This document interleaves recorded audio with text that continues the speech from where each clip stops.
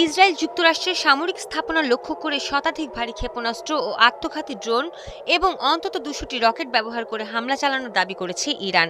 IRGC বলেছে, এই হামলায় ইসরায়েলের বিভিন্ন জায়গাসহ পারস্য উপসাগরীয় অঞ্চলে মার্কিন সামরিক অবস্থানকে লক্ষ্যবস্তু করা হয়েছে। এর মধ্যে বাহরাইনে মার্কিন বাহিনীর একটি ঘাঁটি এবং কুয়েতের আল আদিরি ঘাঁটিতে অবস্থিত একটি মার্কিন হেলিকপ্টার ইউনিটও রয়েছে। হামলায় কুয়েতের ঘাঁটিতে একটি হেলিকপ্টার ধ্বংস হয়েছে বলে দাবি করেছে আইআরজিসি।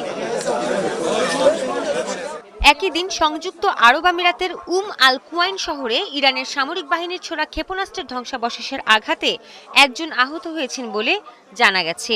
এর আগে আমিরাতের ফুজাইরাতে একটি ড্রোন ভূপাতিত করেছে দেশটির সামরিক বাহিনী। এ সময় ক্ষেপণাস্ত্রের ধ্বংসাবশেষের আঘাতে সেখানে একজন নিহত হন।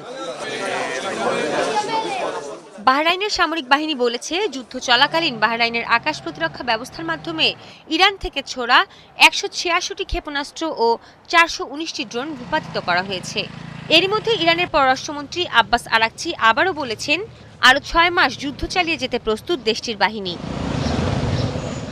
তবে যুদ্ধে ইরানের এমন শক্ত অবস্থানের মধ্যেই মার্কিন প্রেসিডেন্ট ডোনাল্ড ট্রাম্প কোনো চুক্তি ছাড়াই এই যুদ্ধ বন্ধের ইঙ্গিত দিয়েছেন।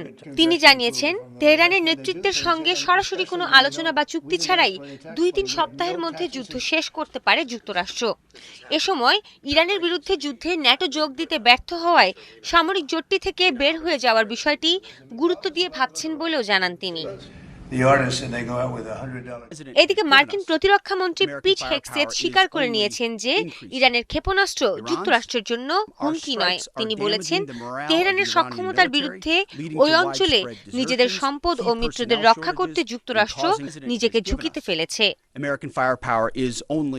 সৃষ্টি ঘটক, ৭১।